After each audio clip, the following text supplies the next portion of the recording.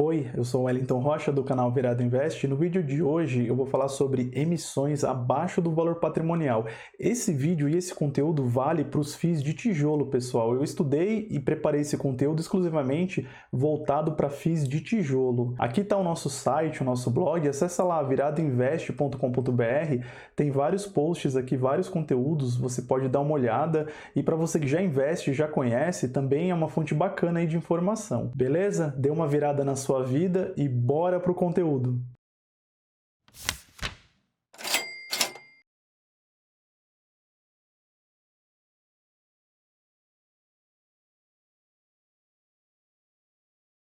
Pessoal, para falar sobre emissões abaixo do valor patrimonial, eu vou utilizar esse Excel de exemplo, eu vou seguir passo a passo. O objetivo é que no final desse vídeo você entenda o que são emissões abaixo do valor patrimonial e veja se faz sentido colocar isso na sua análise quando você for comprar aquele fundo imobiliário. O fundo imobiliário ele tem o valor patrimonial e ele tem o número de cotas. Nesse exemplo, o valor patrimonial é de 150 milhões e o número de cotas é de 2 milhões. O valor patrimonial por cota é de R$ 75. O que acontece? Esse valor patrimonial por cota é como se fosse o preço base do fundo imobiliário. Tem o valor negociado a mercado, o valor que você vê lá quando você vai no seu home broker para comprar, mas de fato o fundo imobiliário ele tem um preço base, que é esse valor patrimonial por cota. Para o fundo imobiliário crescer, precisa acontecer a emissão de cotas. Então, nesse exemplo, a gente olha para o preço da emissão sem taxa. Realmente é só o preço ali que a gestora colocou, as taxas a gente acaba tirando, deixando de lado. Então, nesse exemplo, teve um preço de emissão de R$ 75 e o número de cotas emitidas foi de 2 milhões, ou seja, a captação foi de 150 milhões. O valor patrimonial atualizado foi para 300 milhões, número de cotas atualizado foi para 4 milhões. O valor patrimonial por cota atualizado foi para R$ 75. Nesse caso, o fundo dobrou de tamanho e o preço da emissão foi o mesmo preço do valor patrimonial por cota. Então, nesse caso, não teve nenhum problema para o cotista que não pôde participar da emissão. O fundo dobrou de tamanho e acabou ficando no 0 a 0 na questão do valor patrimonial por cota. Não prejudicou ninguém, nenhum problema. Agora, imagina que aquele fundo imobiliário está negociando próximo do seu valor patrimonial por cota e a gestora precisou abrir uma emissão. Essa emissão foi de R$ 60. O número de cotas é o mesmo, ou seja, a captação foi menor de 120 milhões, o valor patrimonial foi menor, 270 milhões, o número de cotas foi o mesmo, 4 milhões. O valor patrimonial por cota atualizado foi de R$ 67,50, ou seja, no passado o valor patrimonial por cota era R$ 75 e agora diminuiu o valor patrimonial atualizado e diminuiu em consequência o valor patrimonial por cota para R$ 67,50. Nesse caso, você que é cotista daquele fundo imobiliário, já está lá faz 2 anos, vai ficar bem chateado, porque uma pessoa que é nova, ela pode ver esse preço aqui, pô, tá R$ 60, tá barato, eu vou participar da emissão. Ela vai lá e participa e ela acaba tendo um preço menor do que o preço que você pagou sendo cotista de 2, 3 anos do fundo. Então, emissão abaixo do valor patrimonial não é benéfico, não é pró-cotista. Tem casos que é necessário, precisa analisar, mas o que acontece é como se fosse uma transferência menor de patrimônio. Você vai terminar com um patrimônio menor. E nesse caso, você precisaria participar da emissão para você poder reduzir o seu preço médio, já que o valor patrimonial por cota, ele diminui. Agora, um exemplo que é bom para o cotista, bom para a gestora, porque a emissão vai passar e todo mundo fica feliz. E que nem sempre vai acontecer, cada caso é um caso. Aquele fundo imobiliário está rodando bem, o valor de negociação dele no mercado, ele está alto e a gestora decide abrir uma emissão. Ela coloca um preço da emissão sem taxas de R$ 85. Nesse caso, o número de cotas foi o mesmo. Repara que a captação agora foi de 170 milhões, bacana. O valor patrimonial atualizado foi de 320 milhões, foi acima. O número de cotas é o mesmo. Agora, o valor patrimonial por cota de R$ 75, ele passou para R$ 80. Nesse caso, o valor patrimonial por cota, ele aumentou. Bacana. A pessoa que participasse da emissão, ela vai pagar acima do valor patrimonial por cota, nada mais justo, já que você está no fundo faz 2, 3 anos, de fato as emissões têm que ser acima do valor patrimonial, e se você quiser você participa, se você não quiser você não participa, porque você não vai ser diluído, porque no resultado final você dobra o tamanho do fundo nesse exemplo, só que você tem um patrimônio considerável e de fato o seu valor patrimonial por cota ele acabou subindo, então você não é obrigado a subscrever, fica a seu critério. critério. E quem quiser subscrever vai acabar pagando mais caro, porque faz sentido. Você está no fundo faz tempo, você já tomou risco. O ideal é que seja mais caro para subscrever, que aquele fundo cresça de uma forma natural, sem destruir o patrimônio do cotista. Nesse gráfico de valor patrimonial por cota abaixo, foram 7 emissões aqui, número 1, 2, 3, até a 7ª emissão. O valor patrimonial por cota, que era de R$100, ele reduziu para 82. Esse cinza aqui é o valor negociado a mercado, ou seja, as emissões elas não vão ser maiores do que o valor negociado a mercado, porque se for mais caro, ninguém vai subscrever, ninguém vai participar, porque não faz sentido. A pessoa prefere comprar a cota a mercado que é mais barato. Então, nesse caso, ao longo dos anos, a gestora foi reduzindo o valor patrimonial por cota. Ela fez as emissões abaixo e ela não conseguiu fazer nenhuma alocação extraordinária ou com retorno muito maior, com cap rate muito maior, e acabou indo nessa ladeira abaixo aqui. E sendo ruim para o cotista, porque ele teria que participar de cada emissão para poder reduzir o seu preço e, além disso, conforme cada emissão acontece, aumenta o número de cotas no mercado e a gestora acaba jogando o preço para baixo. Então vai tendo essa desvalorização aí de patrimônio. Para fechar essa parte de valor patrimonial por cota abaixo, eu vou citar aqui alguns pontos. Obriga o investidor a participar da emissão, exige que as alocações sejam acima do esperado para que compense essa emissão abaixo do valor patrimonial por cota, tem o risco da emissão, as alocações podem ser ruins e até demorar para alocar esse caixa em imóveis. O investidor pode não ter interesse em aumentar sua participação naquele FII. O investidor aposentado que vive da renda passiva dos FIIs talvez não consiga participar das emissões, acaba beneficiando os novos cotistas daquele fundo, mas tem casos que pode ser interessante e necessário fazer emissão abaixo do valor patrimonial por cota. Por exemplo, a gestora precisa fazer o pagamento de alguma obrigação e seria melhor ela fazer a emissão do que vender algum imóvel do portfólio para pagar essas obrigações. No fim, o melhor é que a gestora seja transparente e informe o motivo. Isso vai tranquilizar o cotista. Caso não faça sentido, não participa. No gráfico de valor patrimonial por cota crescente, repara que a pessoa nova, digamos, a pessoa entrou no fundo nessa época aqui da 5ª emissão de cotas e ela foi comprando a R$120. Quando acontece a emissão, ela pagaria mais caro do que a pessoa que está no fundo desde a 1ª ou 2ª emissão de cotas. E a pessoa que já tem muitas cotas e participou da 1ª, 2ª e 3ª emissão de cotas, se ela quisesse, ela não precisaria participar das emissões. Ela já tem um preço bacana e que, de fato, quem é novo pagaria mais caro para entrar naquele fundo e quem é mais antigo tem a sua valorização.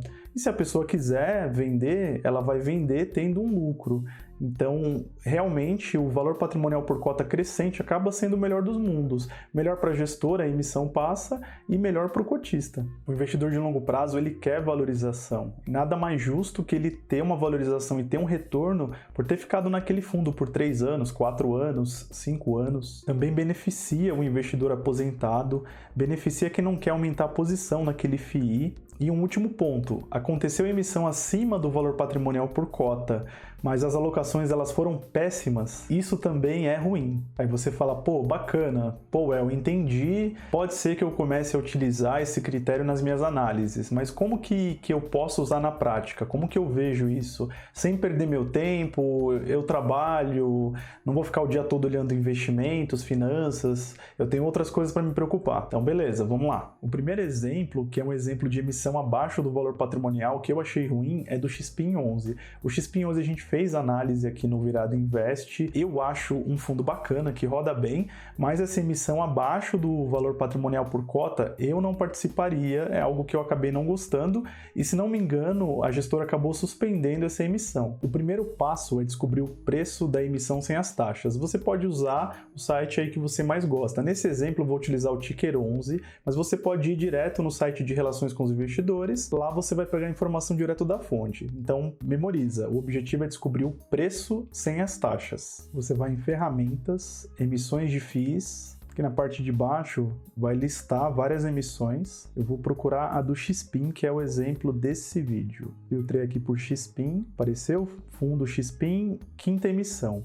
Vou clicar aqui, preço e taxa. No caso, o preço ficou de R$ 97,73, esse valor aqui, mais a taxa de 289. Lembra que eu falei que a gente desconsidera a taxa. Então, eles abriram uma quinta emissão, tiveram o desejo de uma quinta emissão com o preço de R$ 97,73. Agora que você sabe o valor da emissão, o objetivo é descobrir o valor patrimonial por cota. Nesse caso, você vai no site que você utiliza. Eu estou utilizando aqui nesse exemplo o Status Invest. Você vai, busca o fundo imobiliário, já está filtrado pelo XPIN 11, descendo, tá aqui, ó, valor patrimonial por cota, R$ 110,83, ou seja, a gestora abriu uma emissão com a cota R$ 97,73, o preço de R$ 97,73 e o valor patrimonial por cota é de R$ 110,83. Nesse caso, ela abriu uma emissão bem abaixo do valor patrimonial por cota do fundo imobiliário. E por que ela reduziu o valor para R$ 97,73? Olhando, o XPIN vem sendo negociado nessa faixa de R$ 100.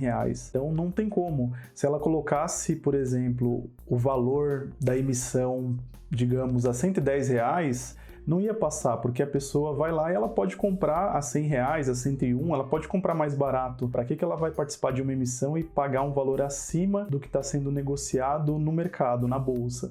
Então, nesse caso, a gestora tem que agir de forma transparente e explicar qual que é o motivo dessa emissão e o cotista entender e ver se faz sentido ele participar. Se não fizer sentido, não participa.